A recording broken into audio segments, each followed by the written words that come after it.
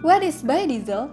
Biodiesel is an alternative, renewable, and biodegradable fuel that the use of it to solve the environmental concern because of fossil fuel has gained much attention. Biodiesel is produced by trans-esterification reaction in which the triglycerides in vegetable oil react to alcohol and converts into biodiesel and glycerol in the presence of acid catalyst.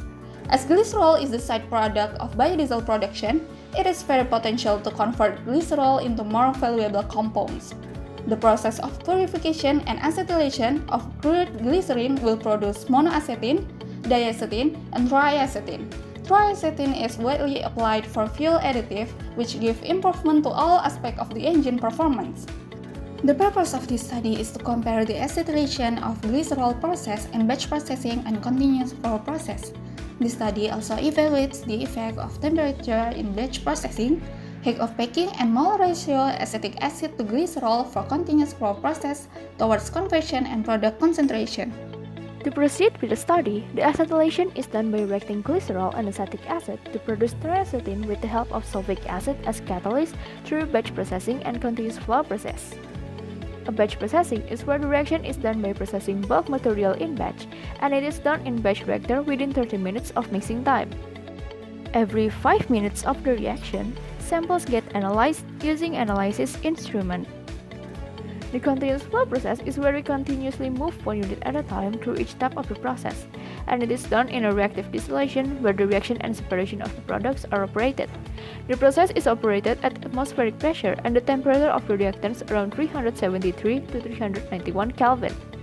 We also need to analyze the components to detect their presence or absence in the system, and we can do this using gas chromatography. We can then obtain a data of chromatogram of each components.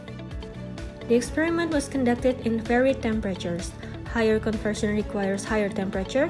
However, due to the material properties of boiling point, the process temperature has to be optimized, so it will not end up decreasing the conversion by the material's evaporation. The experiment has proven that the materials began to evaporate when the temperature was higher than 391 Kelvin. The maximum conversion was achieved at 388 Kelvin. The increasing pattern of conversions by the temperature is shown in the figure. The increasing temperatures affected the selectivity of monoacetylene, diacetylene, and triacetylene selectivity the most. The highest selectivity of triacetylene was 13.69%, and it will be decreased constantly if the process were continued over the optimum temperature.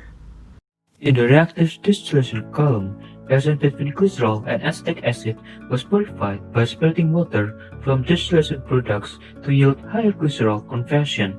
There is two factors that affect the conversion of glycerol and reaction selectivity. The first one is height of packing. In the reactive distillation column, distillation process is carried out in bake bed filled with packing material. A bake bed is used to improve contact between glycerol and acetic acid, resulting in higher conversion of reactants and higher concentrate of products. As shown in this graphic, higher packing material yields higher glycerol conversion to a maximum of 97.49663%. The second factor is the effect of mole ratio acetic acid to glycerol. In chemical reaction, common way to increase the reaction rate is using the excess amount of reactants. As we can see in this graphic, when a high amount of acetic acid was added in distillation, glycerol conversion improved to a maximum conversion of 98.5043%. Okay, next, the table conversion of glycerol and selectivity of product. It proved that triacetylene synthesis results in the higher glycerol conversion than the batch reactor. However, the selectivity of monoacetylene and triacetylene decreased, and the selectivity of diacetylene increased. The conversion process carried out by the reactive distillation is greater than the batch due to the continuous removal of the product, water, which has the lowest boiling point as a distillation product.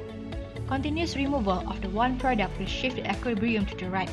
The selectivity of triacetylene is lower because mixing in the reactive distillation is less preferred than in the batch reactors. Reactive distillation can separate water and acetic acid into a distillate product reaction of about 75% of the main bottom product. The conclusions: the acetylation product with the reactive column can be used to increase glycerol conversion. Synthesis of acetylation of glycerol by reactive distillation, the equilibrium reaction, tends to shift in the product formation.